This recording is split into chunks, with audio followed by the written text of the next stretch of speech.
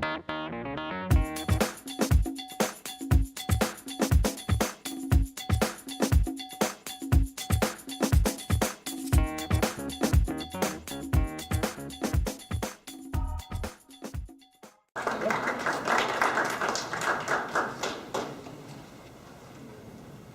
you, Doris, for that introduction.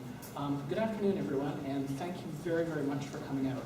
My name is Gary Wakely, and I'm the head coach and founder of First Appalachian Robotics, the local FTC robotics team. We serve the Bristol and Tri-Cities area all the way down to Rogersville in Tennessee. FIRST, which stands for Inspiration and Recognition. Let me get my slide going here. Let me turn the slide thing on. Sorry about that. Have you turned the mic on? For Inspiration and Recognition of Science and Technology is a US-based organization that creates and operates robotics competitions for children around the world, school-age children. There are 4 different age groups within the FIRST organization, and our team, First Appalachian Robotics, falls into what's known as the First Tech Challenge group, which is aimed at high school kids, or school kids, between ages grades 7 and 12. Worldwide, there are over 4,450 different FTC teams, comprised of more than 44,500 children. Throughout the year, there are more than 300 different meetups, championships, and qualifying meets around the world, again, culminating in the World Championships, which occur in St. Louis over a 4-day span at the end of April every year. One of our students, Thomas, will be coming up in just a couple minutes to talk a bit more about the FIRST organizations and the different teams within them. I started this organization, this team, in the fall of 2013. My son William and I, William will be speaking shortly as well too, we went over to Raleigh in North Carolina to the Maker Faire there. And Will fell in with a couple of the robotics teams there like a fish into a pond. It was amazing to watch. Independently, a number of the adults on those teams took me aside and recommended very, very strongly that I get Will onto a robotics team when we get back here to Bristol. Specifically, they recommended an FTC team, mainly due to his age range and the skill sets that he had at that time. So, taking their advice, when I got back here to Bristol, I started looking for an FTC team for him to be on, and I discovered there wasn't one. The 2 closest teams to us, one was in Boone, North Carolina, and the other was in Knoxville, both of which are an hour and a half away from here. So I realized there was a real need in this community for a program like this. So I started the team. In doing so, I recruited a number of other students, their parents, and a local engineer to get with us and help us operate that first year. That first year was a bit tough because starting up an organization like this requires a lot of time and effort and cooperation amongst people. What I didn't know until much later on is typically when a new team starts up, an adult who has been through the whole process before helps mentor them along. But since there was nobody in this area, we had to make it up from scratch. But it was absolutely worth it. And I'm totally missing my slides. The experiences that these kids can gain by being in FIRST is invaluable. We have been able to offer them things like instruction on design, language programming, computer programming, 3D printing, 3D design, CAD software, one-on-one mentorship with professional engineers, the use of industrial tools, etc. And that doesn't even cover things like the public speaking that we're doing right now, going to Maker Fairs, we showed there, and some of the local arts programs that we've done as well too. The experiences our students gain by being in this program will last them for an entire lifetime. It's really amazing. So Thomas is now going to talk to you a bit about his experiences within FIRST, not only within our FTC team, but within the younger team, FLL. And I'm going to hand it over to Thomas. Thank you.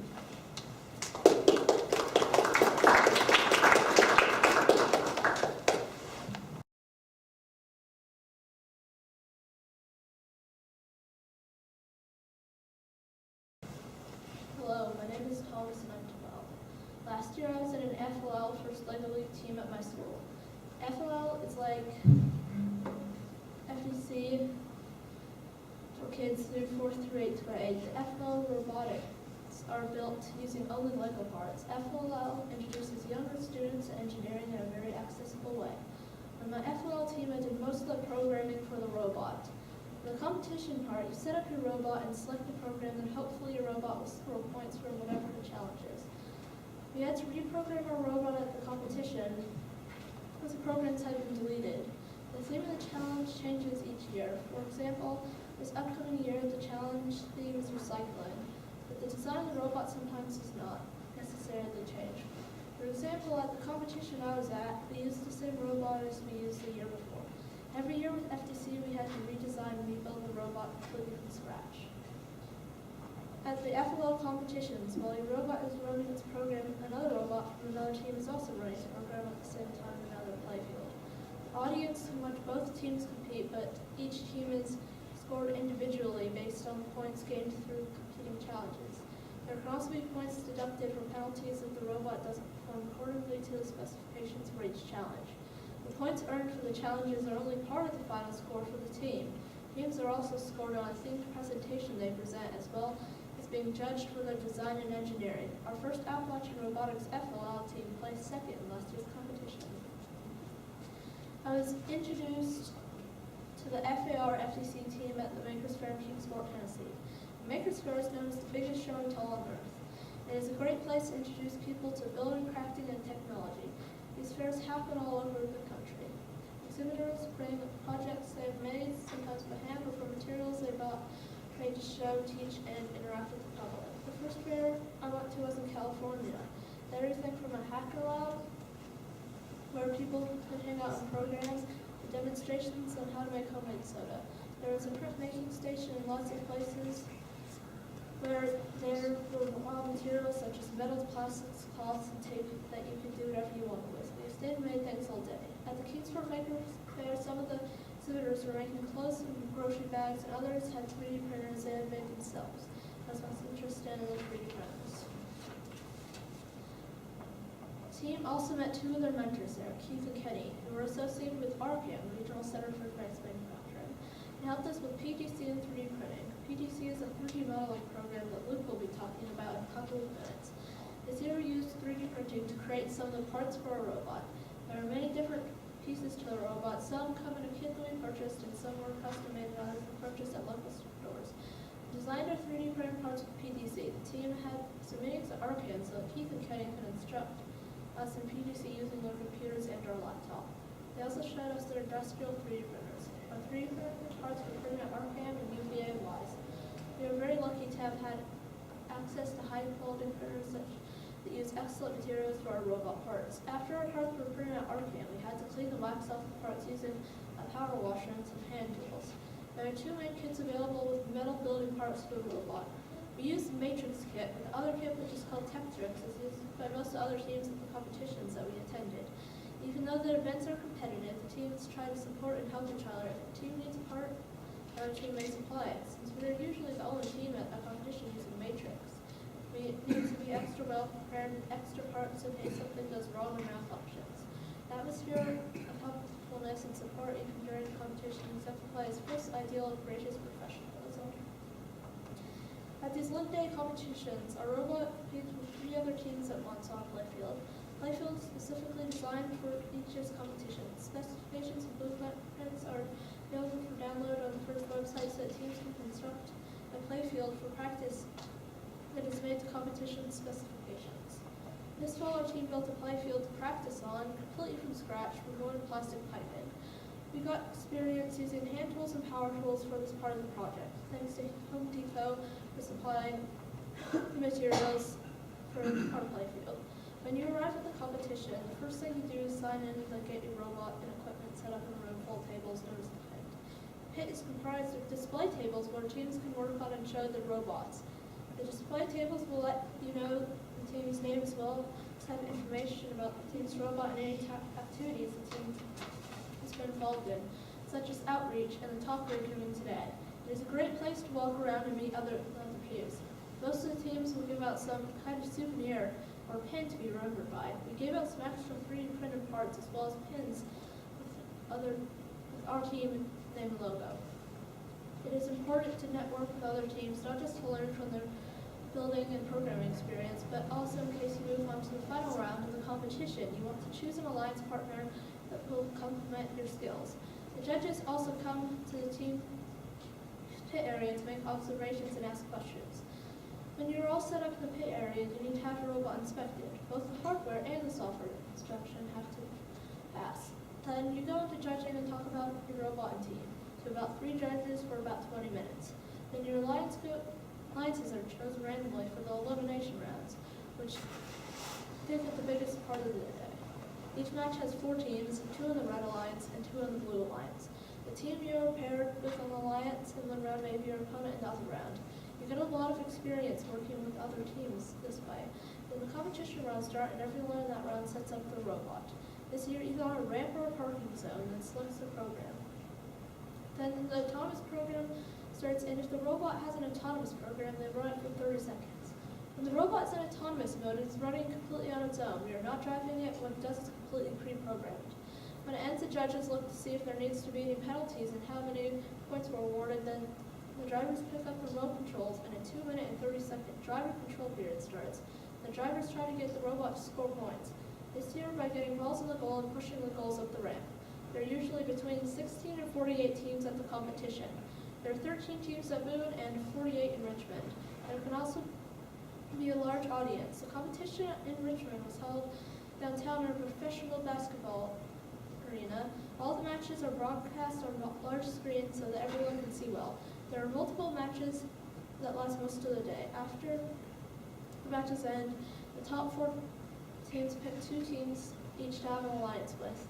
Then those 4 alliances go against each other like in the other rounds, and the winning alliance moves on to compete with other winners. The top 4 ranked teams at the end of the day go into the next level competition. At the end of the competition day, various awards are given out to the teams for various accomplishments. I will describe the awards for you.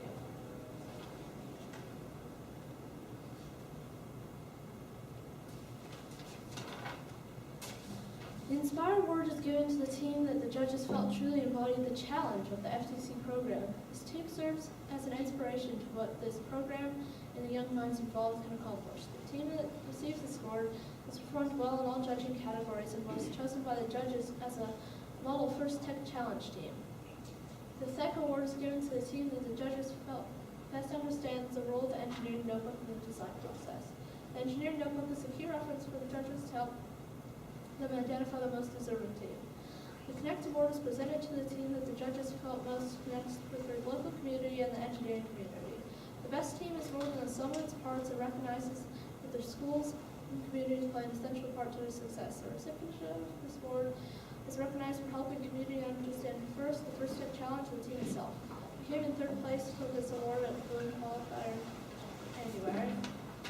The Rockwell Collins Innovative Award celebrates a team that not only thinks outside the box, but also has an ingenuity and inventiveness to make the designs come to life. This award is given to the team that the judges felt most innovative and creative robot design solution to the First Tech Challenge to any or all specific field elements or components. A creative component needs to work consistently, but a robot does not have to work all of the time during matches to be considered for this award. The intent of the PTC Design Award is to expand the challenge, inspiring teams to incorporate industrial design to their robots. These elements can be shown in the simplicity of the design as it applies to the task, the look and the feel of the robot, and how the design allows us to think of robots in new ways. The design aspect must serve function, but they also should differentiate the robot in a unique fashion, not an easy task with a limited set of parts and be a challenge. This is the award that we won 1st place for at the Boone competition in January. The Motivate Award celebrates a team that exemplifies the essence of the First Tech Challenge competition through team building, team spirit, and exhibited enthusiasm. Team's enthusiasm and spirit motivates others to embrace the culture of the competition and first.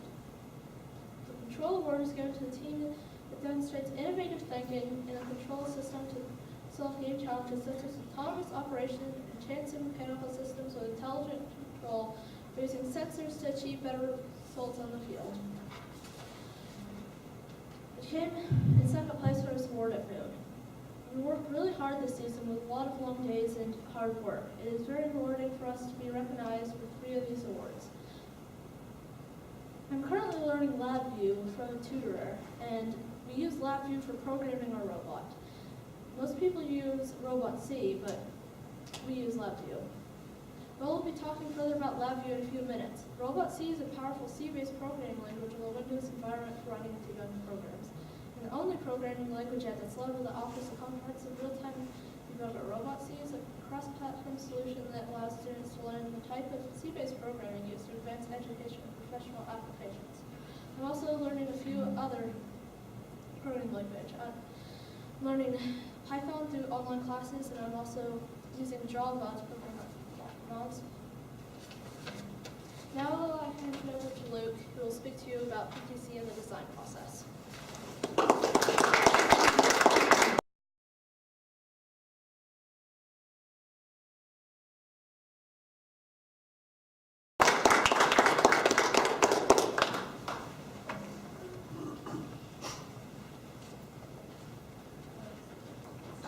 Hi, my name is Luke Gray. I'm a homeschooled 7th grader, and my role on the team is the CAD designer.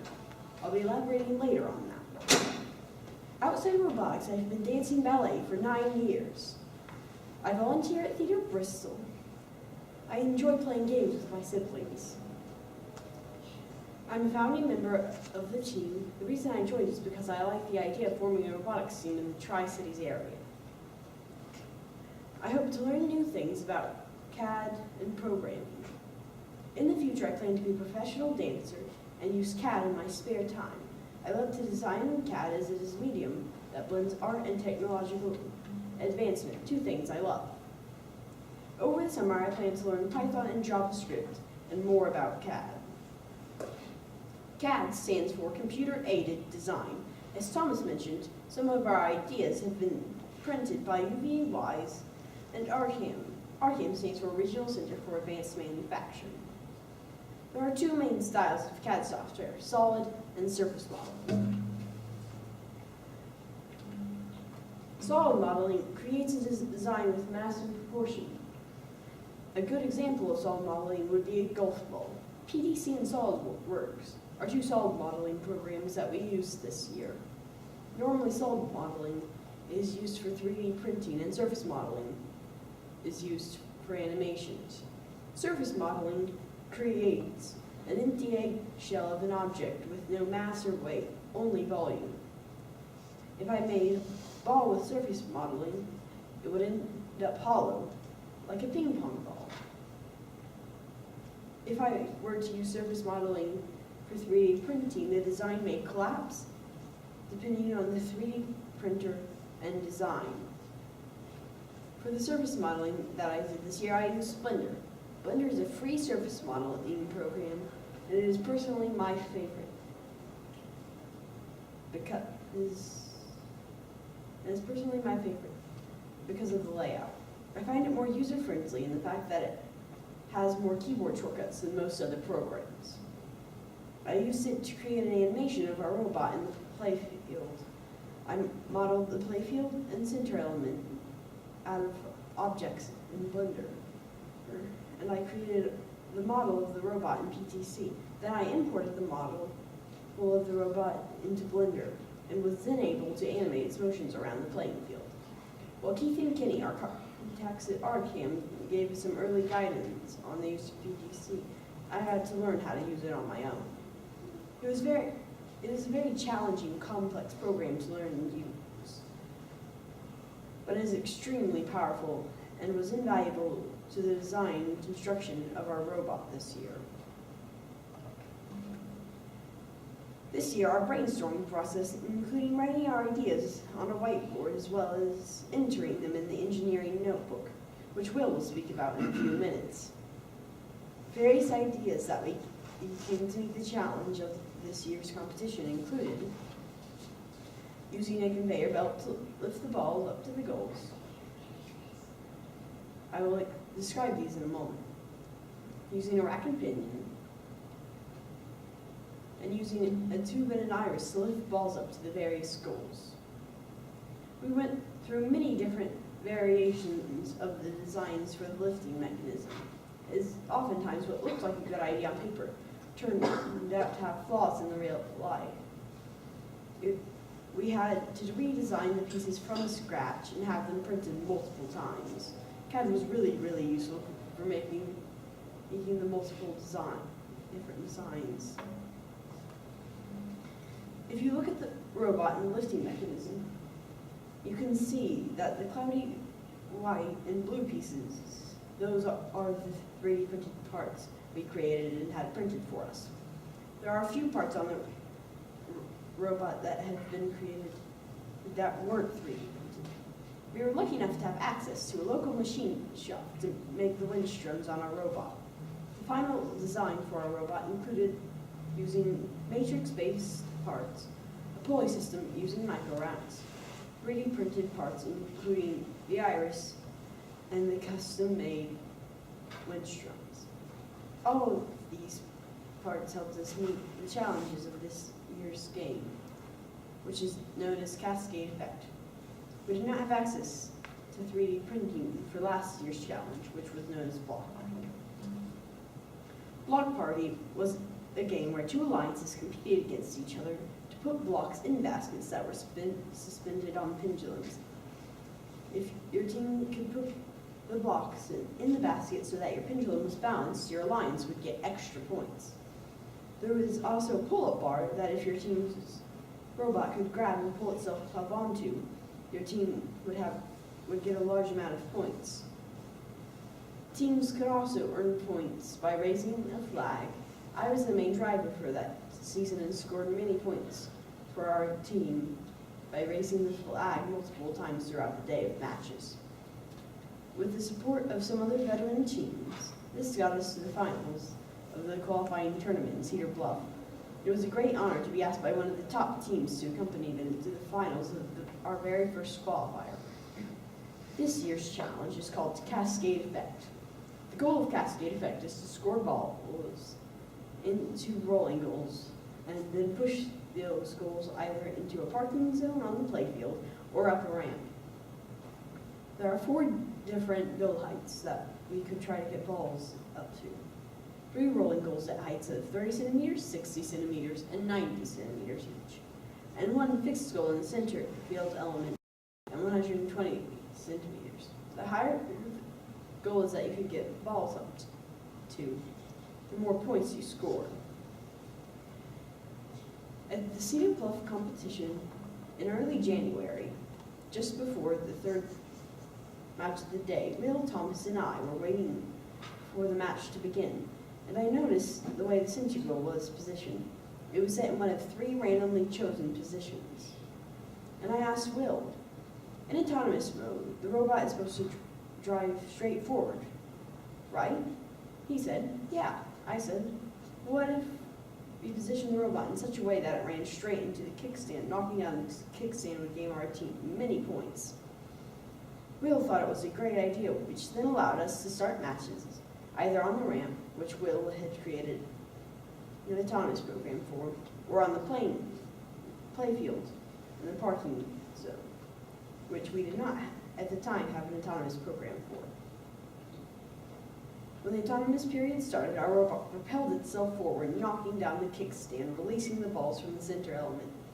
This change in strategy allowed us to score lots of points. I was excited that our strategy idea worked out. Due to the designs that I created in both PTC and SolidWorks, we were awarded the PTC Design Award at the Boone, North Carolina qualifier in late January. We were very excited to have received this award as it showed that all the hours of hard work we had put into learning the program and designing the parts had paid off. We were honored that PTC funded our team this year, and our thanks goes out to them for their support. And now to Will, who will speak about programming and the engineering notebook and outreach.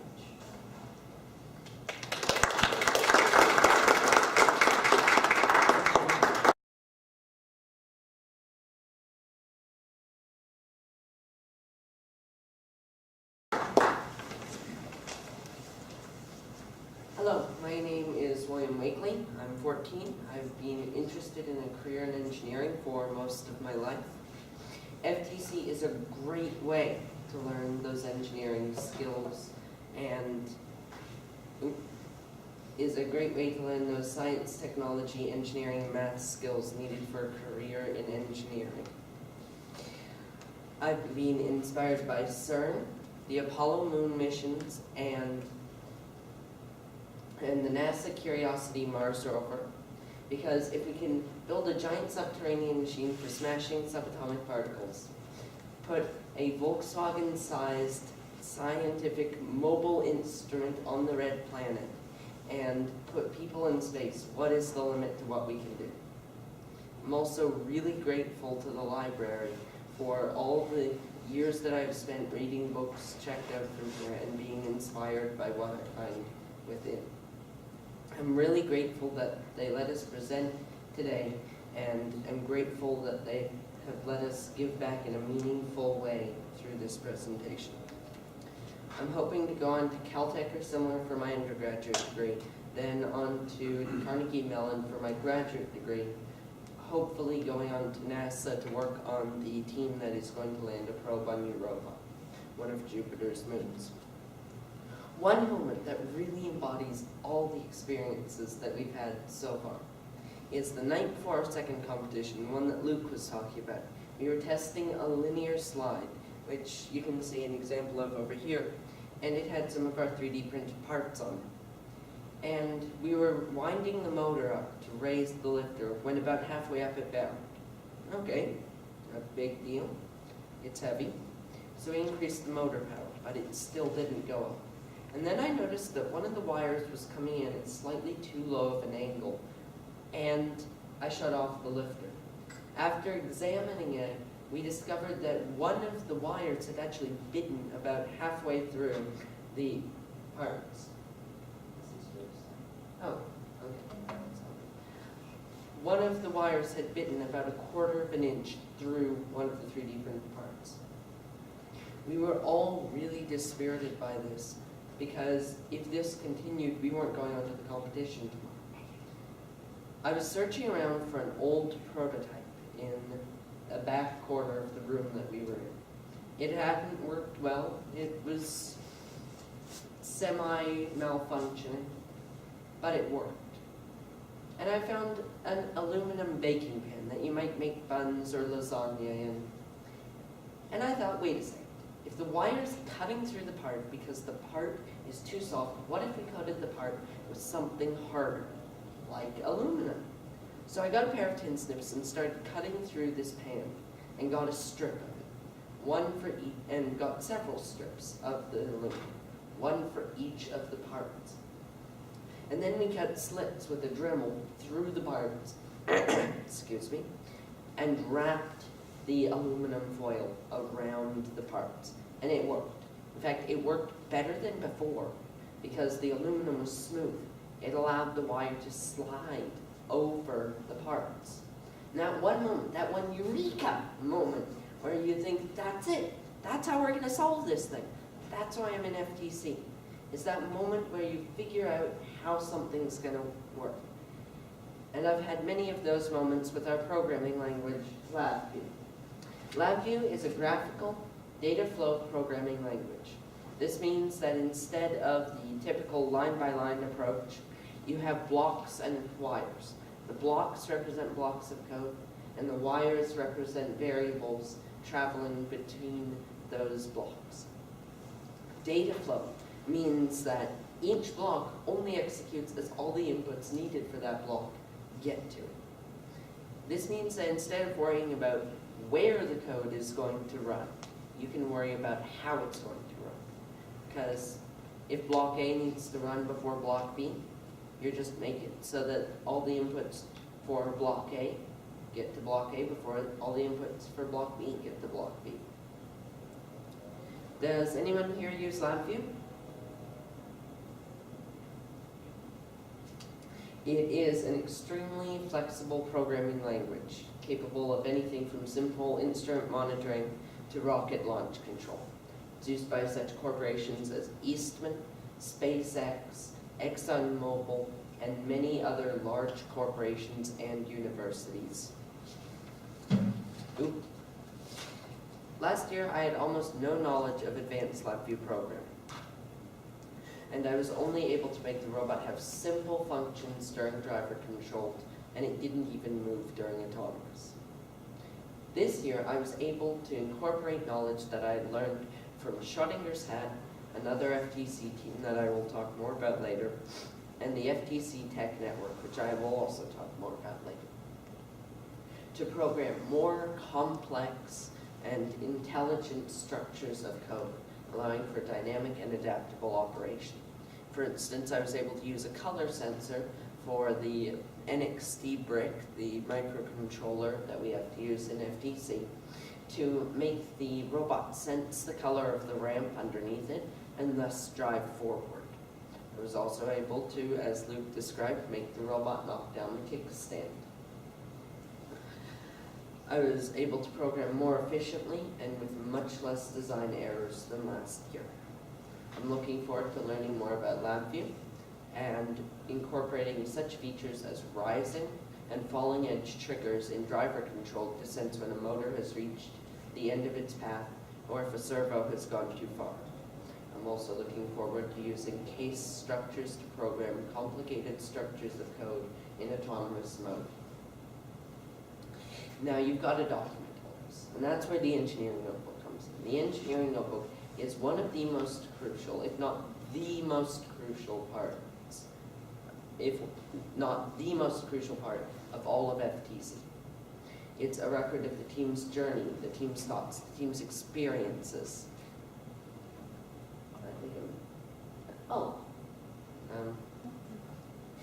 It's a record of the team's thoughts, the team's journey, the team's experiences, the team's knowledge.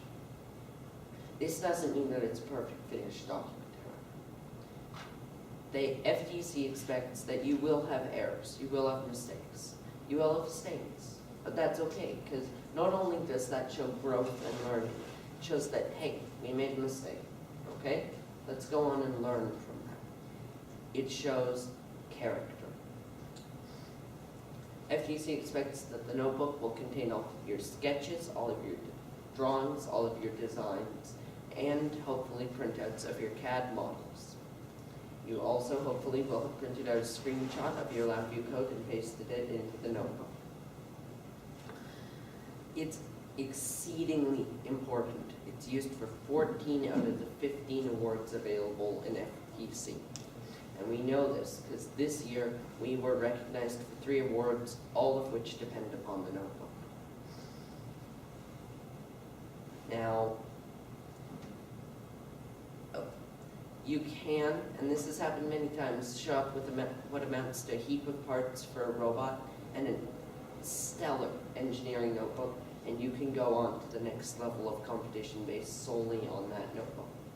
Now you've got to document outreach as well, like what we're doing now. Outreach is the process of talking to people about FTC and STEM, science, technology, engineering, and math.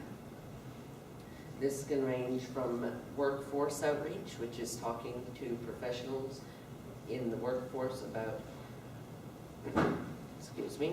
about learning STEM and helping the team, to talking to kids and adults about FTC, how to get involved, learning STEM, and you can also, there's also other outreach with other teams, which is discussing design, strategy, things like that. Last year we led educational workshops at the Bristol Public Library here and the Johnson City Public Library, where we showed 60 to 100 4 through 12-year-olds the basics of circuitry design, such as making a battery out of conductive Play-Doh and having them make simple LED lights that they could take home. We participated in the Bridgeforth Design Studio Who Art Thou Camp, showing our robot and telling about the design process and presenting about the design process. We also had presentation tables at North Carolina Maker Faire, and Kingsport Mini Maker Faire, showing our previous year's robot and demonstrating FTC and STEM knowledge. Last fall, as Thomas mentioned, we started an FLL team for younger kids interested in robotics. We have been so lucky to have community support partners. We have met with Kenny Cornett and Keith Nekoff at RCAMP, Regional Center for Advanced Manufacturing, where we printed some of our prototypes and some of our finalized parts, such as the collar and the iris. We've also met with the professors at UVA Wise, where we printed our finalized parts, the red and black parts, at their Maker Mondays, which are open to the public on the first Monday of every month. We made our lifter drums at the 1940s machine shop of Power Pneumatics in Bristol, Tennessee. That's the lathe that you can see there. We have made connections with Daniel Sandoval, a professional electromechanical engineer in Johnson City, Tennessee, who graciously mentored our team through our season. We've also contacted 2 engineers and robotics specialists, at NASA JPL, where we had a mentoring discussion talking about real-world usage of science, technology, engineering, and math knowledge. We are still looking for mentors, so if you or someone you know is interested, please contact him at the end of the presentation. The guy who just raised his hand. We have also been in contact with several other FTC teams across the globe. We are part of the FTC Tech Network, which is a global network of FTC teams dedicated to sharing knowledge between FTC teams. We are regularly in contact with FTC Team 3595, Schrodinger's hat, not cat, in Fairbanks, Alaska, who were amazingly kind. This year they partially mentored us through our season in LabVIEW and solid modeling. We have also been in contact with the Enterprisers in Reno, Nevada, who helped us with 3D modeling and 3D printing. We are going to be attending the Richmond workshops later this year for the 3rd year in a row to continue honing our FTC skills. We also have several currently planned events. I am going to be presenting at the upcoming Cedar Bluff workshops, where I will be teaching LabVIEW and SolidWorks, a programming language, and CAD modeling. We also have several events that the public can enjoy. Next month, we are going to be doing the Global Near Space Balloon Launch Challenge, which is open to the public. You can either start a team, or you can come watch our team launch our balloon, which details will be posted on our website. We are also going to be on July 18th presenting at the Kingsport Mini Maker Faire for the 2nd year in a row. We will be presenting our robot again. And August 1st and 2nd we will be presenting at RobCon right here in Bristol. And talk to us afterwards for more details about these events. And here's Camille, our media specialist.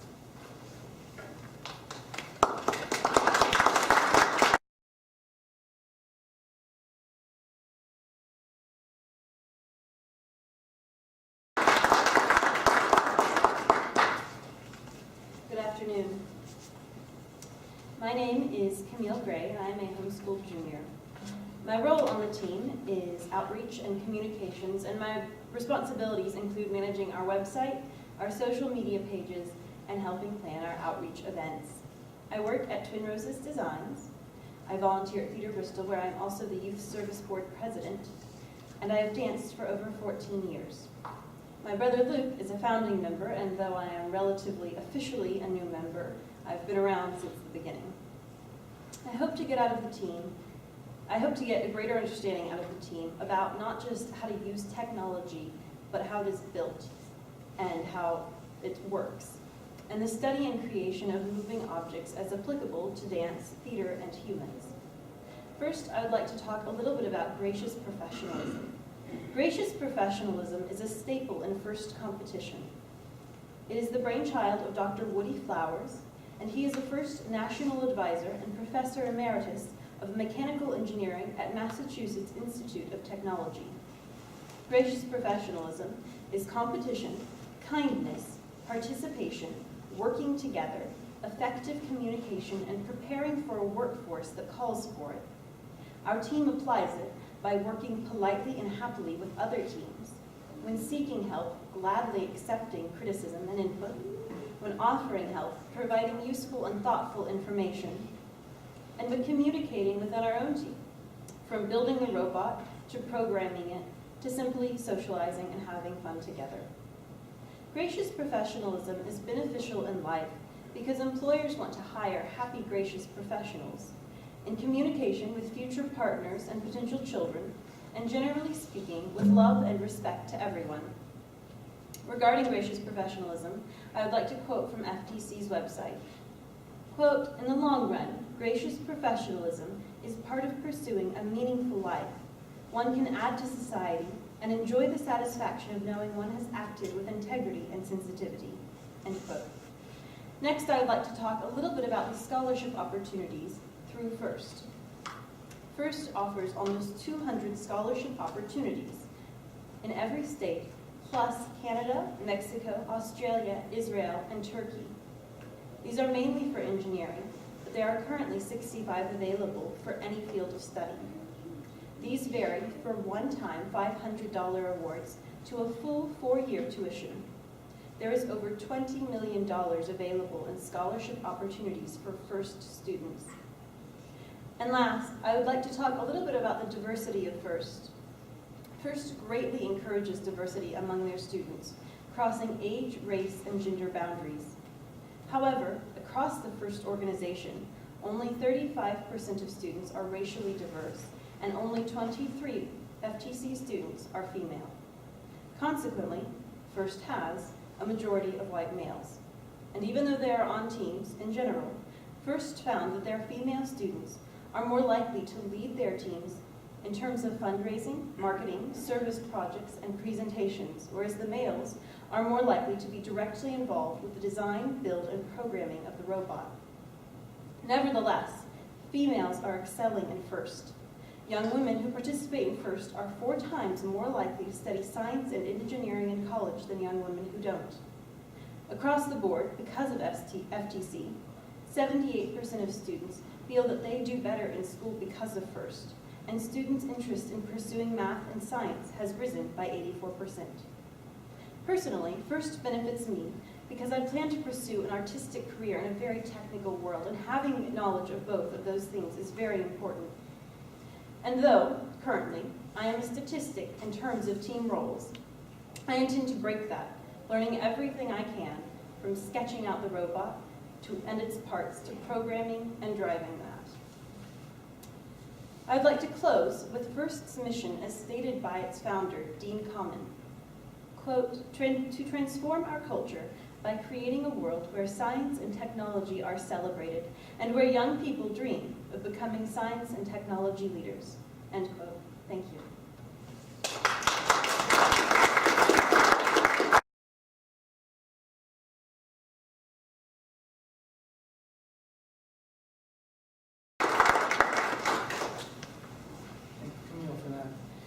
As you've all seen, the amazing experiences that these children have been able to go through over the past 2 years that we've now operated our program. As I'd mentioned before, we realize that there's an incredible need for programs like this in this area. Southwest Virginia and certainly Tennessee are simply not served to the level that they should be by FIRST Technology or FIRST the first organization at this point. If any of you are interested in either joining our team or starting your own, please come talk to me after this program. It is incredibly invaluable for the children involved. Also too, our organization, First Appalachian Robotics, is a 501c3 charitable organization. So if any of you would like to make a donation, also please come talk to me after that. We're going to wrap up now, and I want to thank you all very, very much for coming to this presentation. Once we're kind of done with the speeches here, we're going to open it up. You can come up, ask us, please, any questions you have. The robot, we're going to attempt to get up and operating so that you can drive it if you wish. And I really thank you all for coming today. Thank you very, very much.